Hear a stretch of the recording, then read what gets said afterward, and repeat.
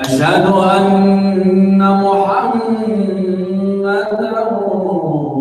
رسول الله.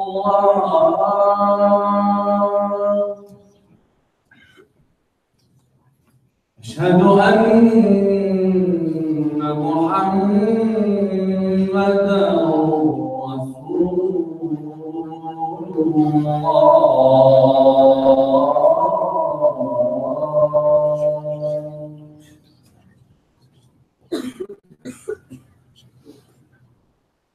حي على الصلاة.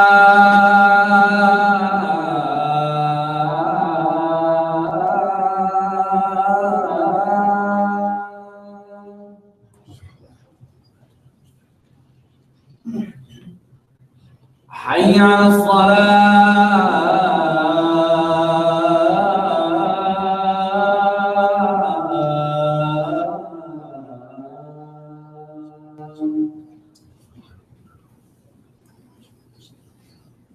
حي على الفلاح.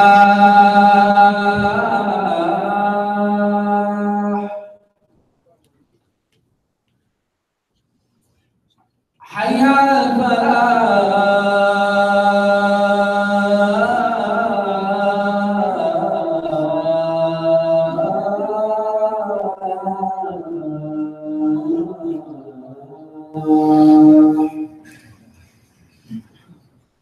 الله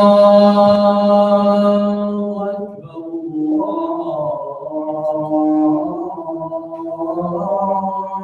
الله أكبر. لا إله إلا الله.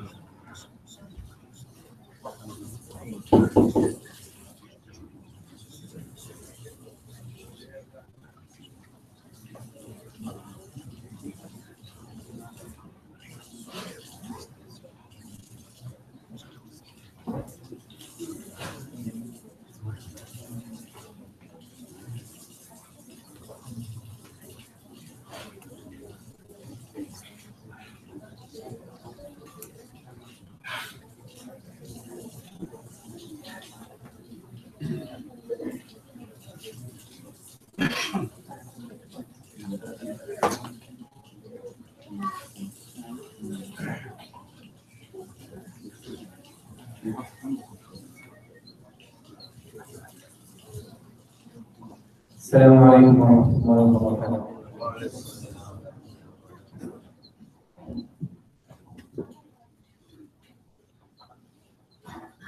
الله أكبر الله أكبر الله أكبر الله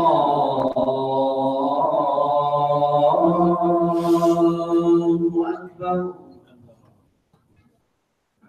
أشهد أن لا إله إلا الله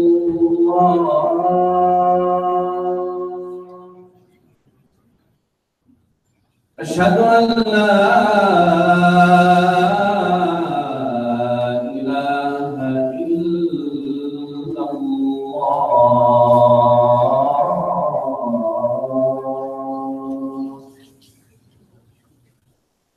أشهد أن محمدًا رسول الله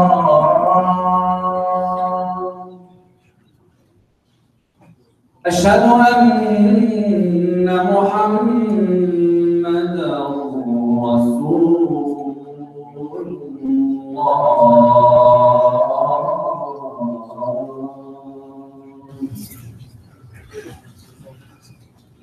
حي على الصلاة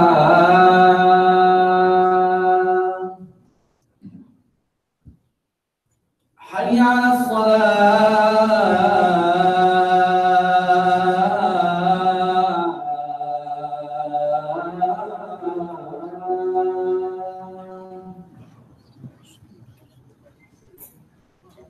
حي على الفلاح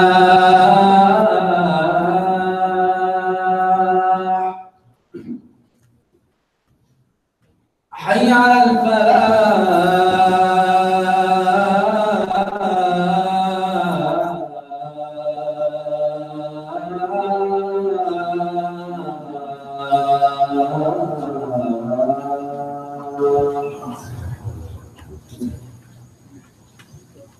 الله أكبر الله أكبر لا إله إلا الله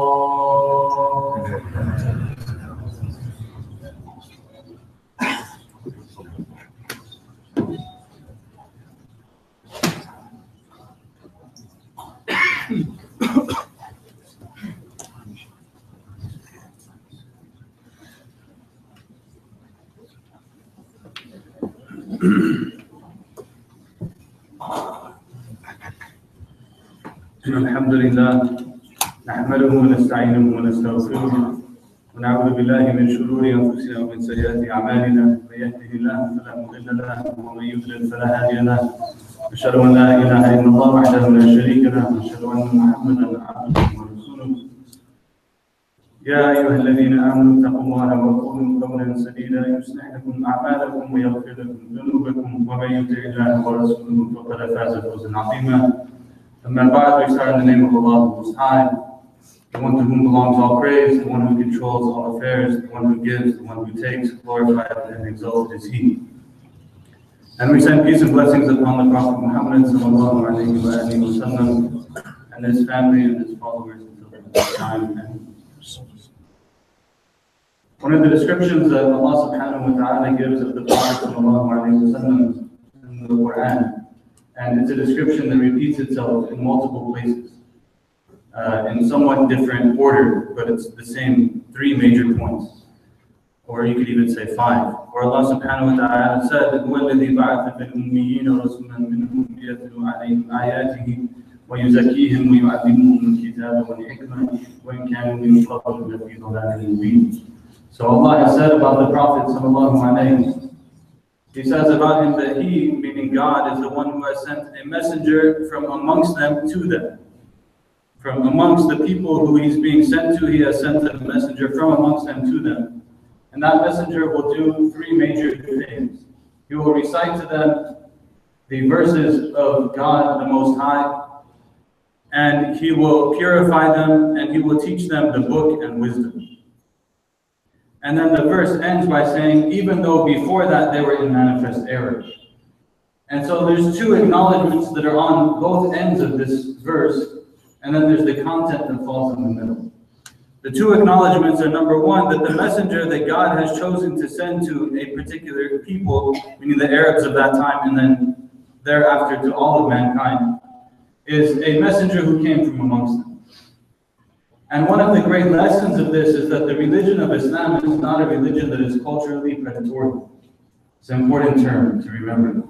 That the religion of Islam is not culturally predatorial, which means that it is not from the guidance of Islam to come into a particular place and act in a predatory fashion in regards to that place.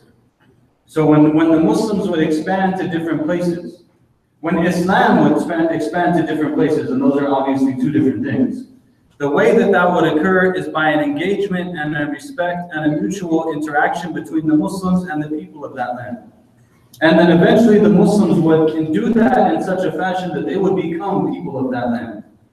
Right? So it wasn't that we have something that came from Mecca and we're going to force Mecca onto you in Kufa and Iraq, or we're going to force Mecca onto you in Cairo, we're going to force Mecca onto you in Beirut or in Bukhara or in the farthest reaches of the east or the west that Islam spread to very early on. It was that Allah is sending a messenger from the people to the people.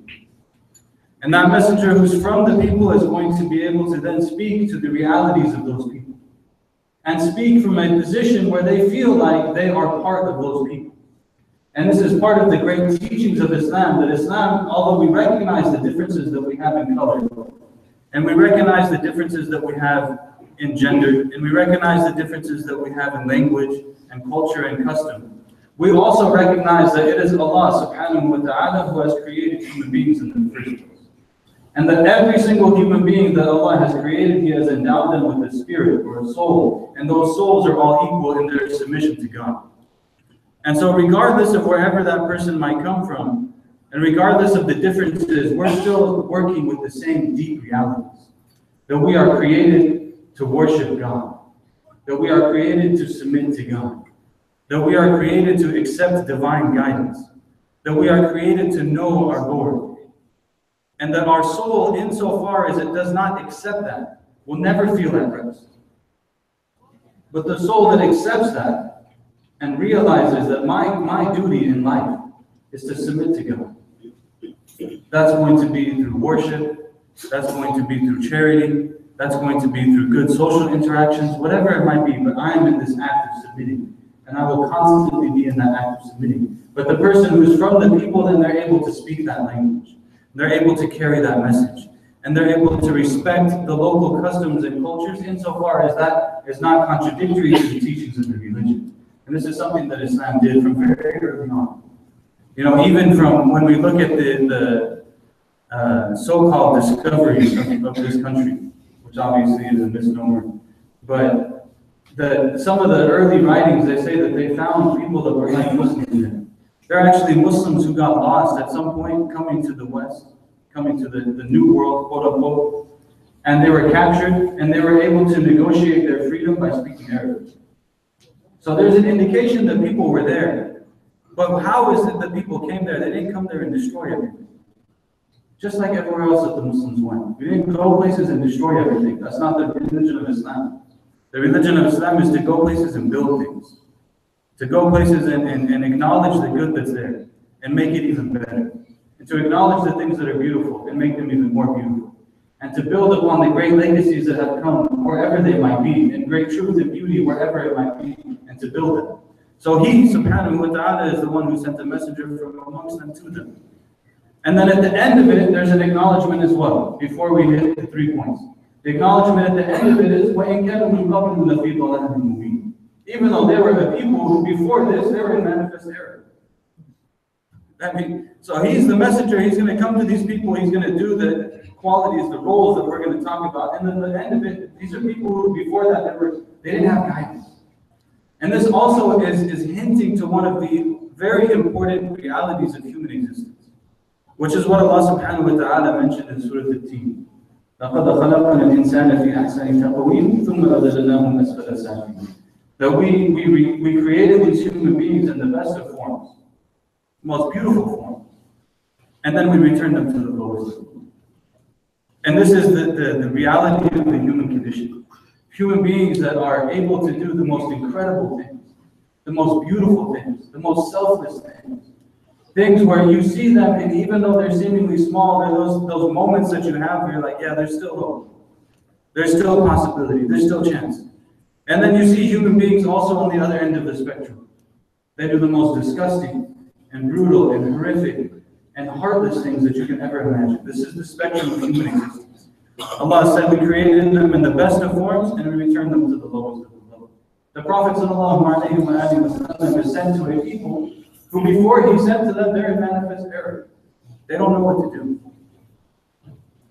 This is the reality of guidance in our lives.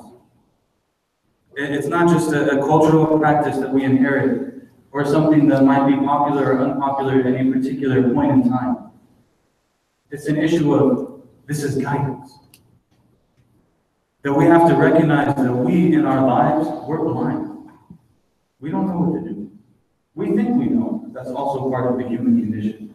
Human beings are very good at thinking they know. Very talented at deluding ourselves. That I know what's right, and I know what's good, and I know what I should do, and I know what I need to do, and I know what's best for my family. All of these kind of things. And of course, we have the responsibility to act within our capacity to do what's good, and we make our own judgments. But in the end, we need that guidance.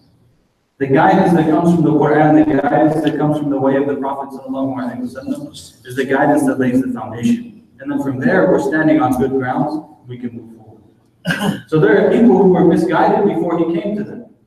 And then look what they became. Radiallahu anhum.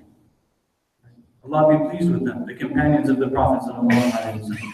One of the great scholars of Islam, Imam al-Qarafi, he said, لو لم يكن لرسول الله صلى الله عليه وسلم معجزة إلا أصحابه لكفوه بإثبات نبوته. He said, if there was no miracle of the Prophet صلى الله عليه وسلم, other than his companions, it would have been enough to prove that he was a messenger of God. Because he took these people who didn't know how to live. Of course, they had cultural practices, some good, some bad, but they didn't know how to really live.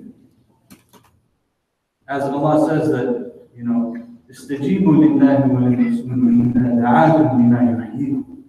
answer the call of Allah and His Messenger when they invite you to that which gives you life. That these companions were invited to that which gives them life. And the Prophet ﷺ then guided them and took them by the hand and brought them from the darkness into the light. So what are these three qualities that Allah has described him with in this verse? And 3 or 4 other verses in the Quran as well. The first one is that he recites to them his verses. He recites to them his signs. So basically, the first role of the Prophet is to remind the people of God. To remind the people of what is good. To remind the people of what is right. We're in need of those reminders. Our human condition, again, one of the things that we know about it, we tend to forget stuff. Right? I've been, for the last week or 2, lecturing in different places on anger. And then I'm struggling all morning with anger. All morning, I'm like, man, I'm so frustrated today. What am I so upset about today? How am I going to... And all week I've been lecturing about anger. Right? But this is just the way that we are.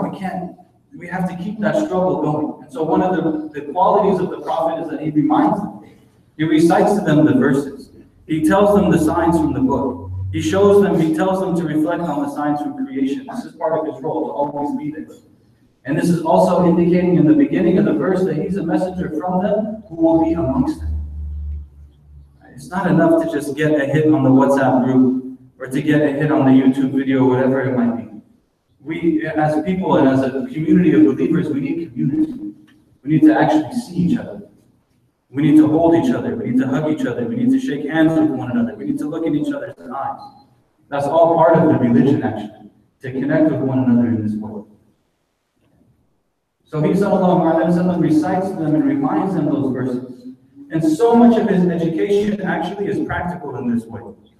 It's not that he's just sitting down and teaching the lesson 1 hour, 2 hours, 5 hour seminar, whatever it might be. Right? But he's, sallallahu alaihi wasallam, living with them, reminding them. Maybe you want to think about this differently. Maybe he gives them a word to encourage them at the time when they needed it. So this is number 1. Number 2 is that he, sallallahu alaihi wasallam, yuzakkihim. That he literally, it means he purifies them. And that's a really interesting kind of usage, but we don't have a whole lot of time to expound on that in all of its detail. The point is that he helps them to come closer to Allah. And all of these things we do, they're not meaningless. When we pray, when we remember God, when we ask for forgiveness, when we do the things that we're commanded to do, when we stay away from the things we're commanded to avoid, these are not meaningless. They're meant to have some sort of consequence in the heart. And the good that we do, it has consequence in the heart, that it brings light there, it illuminates it. And the bad that we do, it has consequence, that it brings darkness into the heart. And this is why the Prophet ﷺ, in a number of different hadiths, talked about the idea that when a person commits sins, their heart becomes blackened. And when they do good and when they ask for forgiveness, that blackness goes away, or that soiling of the heart goes away. And the early Muslims, they understood this. This is why Imam Shafi'i, when he came to Imam Malik, the first thing that Malik told him, he said, I see in you, إِنَّ اللَّهَ قَدْ قَذَفَ فِي قَلْبِكَ نُورًا فَلَا تُطْفِئْهُ بِظُلْمَةِ الْمَعَاصِي. He said, I see that Allah has placed light in your heart, so do not extinguish it by the darkness of sin. I said, remember, Malik is saying to Shafi'i, first time he meets him. Right? So there's an idea that these acts, these things that we do, they're meant to take us to a higher level of understanding. Understanding our role in existence, understanding our relationship with our Lord, and getting away from those bad things and putting those good things in, making us better people. Right? That is one of the major goals of Islam, is to make us better people, to make us more beautiful people, to be the kind of people that others see us and they say, wow, they have something, I want that. There's something about it. That's really what Islam is meant to elevate. That's why it said that the miracle, if the only miracle was the companions, it would have been enough. Why? Because people saw the companions, it was enough. People were different types of people. And the third one is that he was sent also to teach them the book and the wisdom. And many commentators say the wisdom is the way of the Prophet ﷺ, which is important to remember. That how is Allah talking about the way of the Prophet? He's talking about it as wisdom. So if our practice of the way of the Prophet is actually not very wise, then it's not probably entirely in line with the way of the Prophet ﷺ. But he is to teach them. One side is reminding, one side is teaching. They have to work together. Right? Islam is not an anti-intellectual religion. Islam is simple, yes. Islam, alhamdulillah, Allah, He's able to give us a religion that is able to be understood by the simplest of people and the most sophisticated of people. And everyone can engage wherever they want. But the religion of Allah subhanahu wa ta'ala is strong, and it's deep, and it's vibrant, and it's dynamic. And the way that this discourse and this tradition has been developed over the centuries is powerful. It's not weak. We have ideas in philosophy, in medicine, in mental health, in sociology, in history, in the understanding of the soul, in the world interactions between human beings. All of these things have been developed and will continue to be developed by people who believe in God. So the way of the Prophet ﷺ is also to teach these things. But that's all very interesting and nice. In the second half, inshallah, we'll talk about some of the details of that.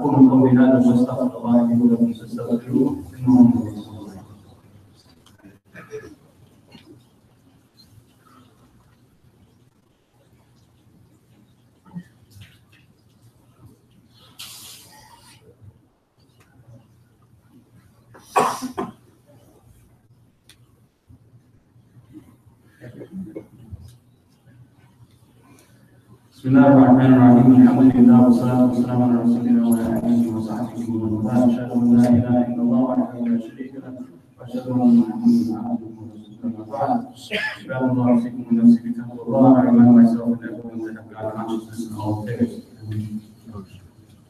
So the Prophet ﷺ is sent to do these things. And he's also given other descriptions by Allah that are very, very beautiful. One of those descriptions that repeats itself over and over in the Quran in some of the most elevated places is the description of Abdullah.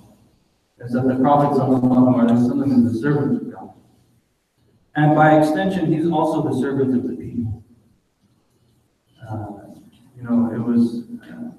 There's a story of a sheikh who was in Syria, and his thing was that he used to serve everyone water. And so some students from the West came, and this old man comes to them and offers them water, in the masjid. The guy's like, no, it's okay, I'm not thirsty. He's like, no, you should take some. He's like, no, I'm okay. It's really... Finally, he takes some, and he feels like Miskeen, old man, poor old guy. I should give him a word of encouragement because, he's so old and he's bringing me water and stuff, right? So he tells him, it's a very honorable thing you're doing. You're serving the water. He's like, yeah, that's what it is. Keep moving. The brother is sitting next to him. He says, do you even know who that was? Do you realize who that is? Like, that's the shaykh. That's the person that everyone in this whole place is coming to see. That's him, the one who's just serving you the water. Right? That's the way of the Prophet sallallahu alaihi wasallam. The Prophet sallallahu alaihi wasallam was in the service of his people, whatever he could. Of course, everyone has limited capacities, but that's the spirit of Islam.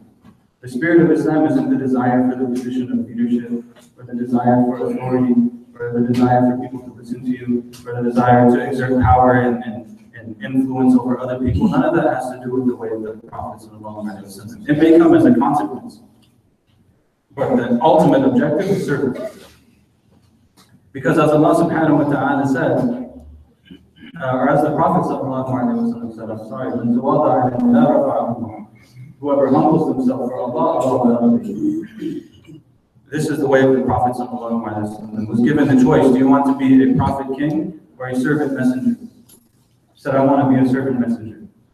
I said, why? He said, so I can be hungry one day and I'll be patient, and I can be satiated one day and I'll be grateful. This is the sunnah of the Prophet sallallahu alaihi wasallam. It's really amazing. SubhanAllah. And Allah subhanahu wa ta'ala said about the Prophet sallallahu alaihi wasallam, Azizun alayhi ma a'anitum harisun alaykum bil mu'minina ra'ufun rahim. That to the Prophet sallallahu alaihi wasallam, that which you are afflicted with, it's heavy for him. It's heavy for him. He's concerned about that which you are afflicted with. And the Quran is for all of us.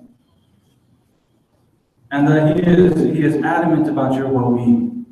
He really wants what's good for you. And he's gentle and he's kind to the beings. The Prophet ﷺ's way then, in conclusion, is essentially a way of life. And if there's any metaphor that we should remember, it's this. That we can have all kinds of differences. MashaAllah, this is an extremely diverse community. You can have differences in ideas, differences in opinions, differences in expectations, all kinds of things. And Islam is vast, alhamdulillah. The ground of Islam is vast, and generally it can accommodate. But sometimes we ourselves aren't able to accommodate. Our hearts need to be bigger. And the Prophet ﷺ, he taught people to have those big hearts, to have those broad shoulders, to take on that task. And that light was something that passed from his heart, ﷺ, to the people who followed him. And that they carried into all these different lands. I want to end with one story just to show this. It's one of my favorite stories, although I need to review the name of the Sahabi. But it's an amazing story, I think, because it shows the quality of the Prophet ﷺ. And that is that in the Battle of Hunayn, there was a man who was tasked with assassinating the Prophet ﷺ. That was his job. He was going to actually kill him. And he says, I came so close to him that I was behind him, and all I had to do was take my sword out of his sheath and strike him down. That's how close he was. And he said, all of a sudden, fear entered into my heart. Very heavy, dangerous fear entered my heart, and I jumped back. And when he jumped back, of course, the Prophet ﷺ realized he was there, so he turned around and he told him, so-and-so, step closer. He knew his name. That's also something interesting to think about. I mean, these people in the time of the Prophet ﷺ, they knew each other. The people of Mecca, the people of Medina, the people who were fighting each other, sometimes relatives, loved ones, right? He knew him. He said, so-and-so, step closer. He says, I took a step closer. The Prophet ﷺ put his hand on me. And he said, by Allah, when I raised my eyes and I looked at him, he was more beloved to me than my eyes and my ears. There's no words. And he didn't actually say anything to him. Think about it, he didn't actually say anything. He just told him, come closer, he put his hand on him. The whole way that he dealt with the whole situation was enough. I was like, okay, this is the messenger of God. He became a Muslim. He said, I raised my eyes, he's more beloved to me than even myself. That's Islam. Right? That's what Islam is. So if we're like going around yelling at people, hurting people, parking in their parking spaces, all this kind of stuff, that's not Islam. That's all darkness taking the light away. And it's our responsibility to try to convey that light as much as we can. We ask Allah subhanahu wa ta'ala, oh Allah, forgive us of our sins and our shortcomings, accept from us our deeds, enter us into paradise, and give us your blessings in this life and the next. Oh Allah, keep us away from your punishment. Give us knowledge that benefits us and benefit us with knowledge you have promised. Oh Allah, give food to those who are hungry. Give shelter to those who are shelterless. Give employment to those who are seeking sustenance. Give shelter to those who are without homes. Give aid to those who are oppressed. Give ease to those who are struggling out. اللهم اغفر لنا ذنوبنا واسرافنا في امرنا وثبت اقدامنا، اللهم بارك فينا وبين قلوبنا وسلوكنا، اللهم كن معنا ولا تكن علينا، انصر اخواننا المستضعفين في كل مكان، انت تهدي عليهم، اللهم علمنا ما ينفعنا وانفعنا بما علمتنا وزدنا علما وعملا صالحا، اللهم تقبل منا واعف عنا واتنا في الدنيا حسنه وفي الاخره حسنه وقنا عذاب النار، وصلى الله وسلم على سيدنا محمد وعلى اله وصحبه وسلم كثيرا واقيموا الصلاه.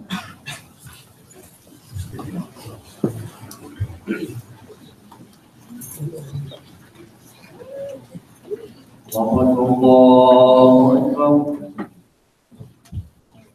لا إله إلا الله أشهد أن محمدا رسول الله حي على الصلاة حي على الفلاح قد قامت الصلاة قد قامت الصلاة الله أكبر الله أكبر لا إله إلا الله.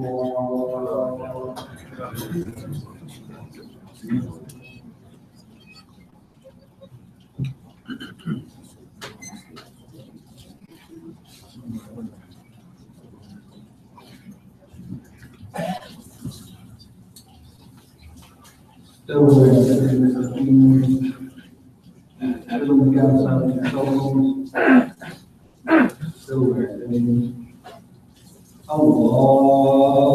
أكبر الله. الحمد لله رب العالمين الرحمن الرحيم مالك يوم الدين إياك نعبد وإياك نستعين اهدنا الصراط المستقيم صراط الذين أنعمت عليهم غير المغضوب عليهم ولا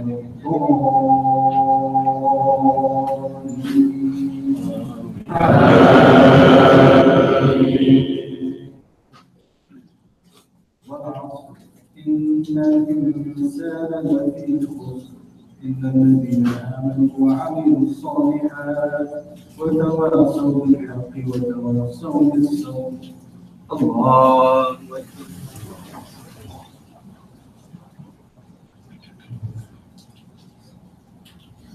سمع الله لمن حمده. الله أكبر.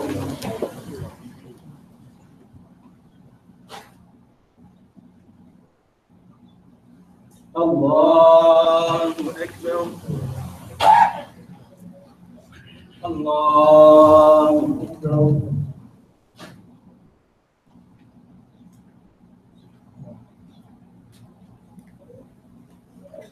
الله أكبر. الحمد لله رب العالمين الرحمن الرحيم مالك يوم الدين إياك نعبد وإياك نستعين اهدنا الصراط المستقيم صراط الذين أنعمت عليهم غير المغضوب عليهم ولا الضالين.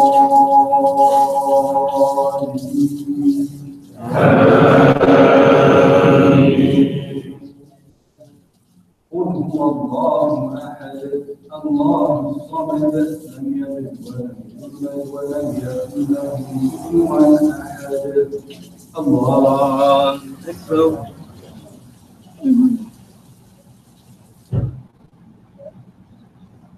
سمع الله لمن حمده. الله أكبر.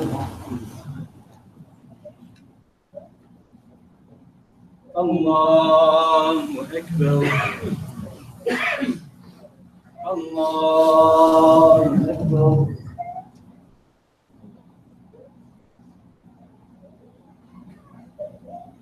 الله أكبر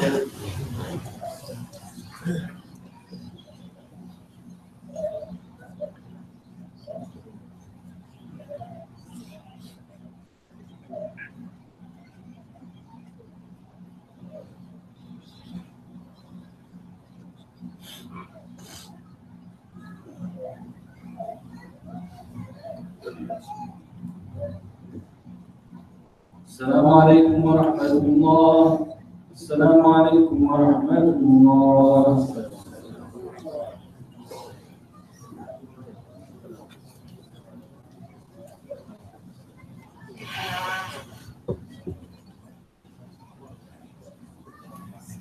Assalamu alaikum wa rahmatullahi wa barakatuh. Thank you to today's Khatib, Brother Jumma Khutba. It was an honor for us to see him today. He was able to give us a khutbah at the top of his head. He literally came up to me, he asked me, what was your khutbah about? I told him it's about the Prophet. He came up here and gave a khutbah about the Prophet sallallahu alaihi wasallam. Next week's Khatib, inshallah, will be Mohammed Hijazi. Today we had family night, so please join us, inshallah. We have the ICSB fundraiser. Inshallah, please mark this down in your calendars. Saturday, December 9th, 2017, from 5:30 to 8:30, inshallah. There will be a dinner, and it will be here at the Islamic Center in South Bay. Flyers are outside, you can check that out.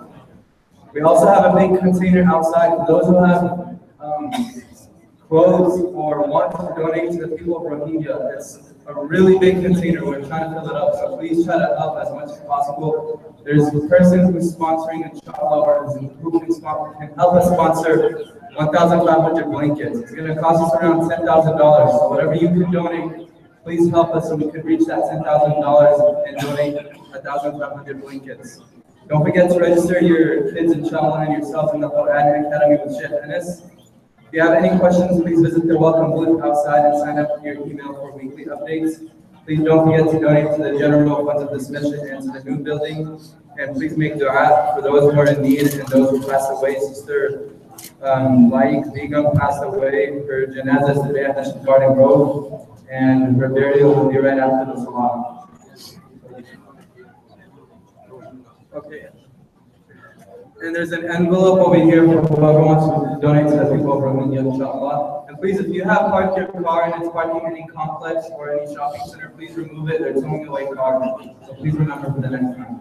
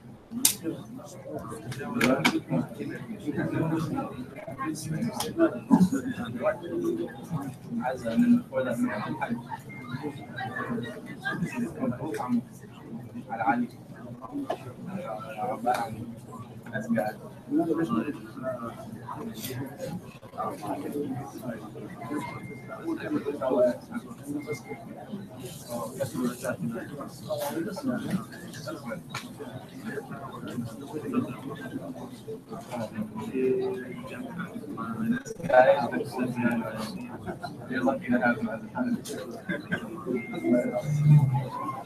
You know, when we were doing catch, I was trying to convince him the whole time to shake his head. He was so against it.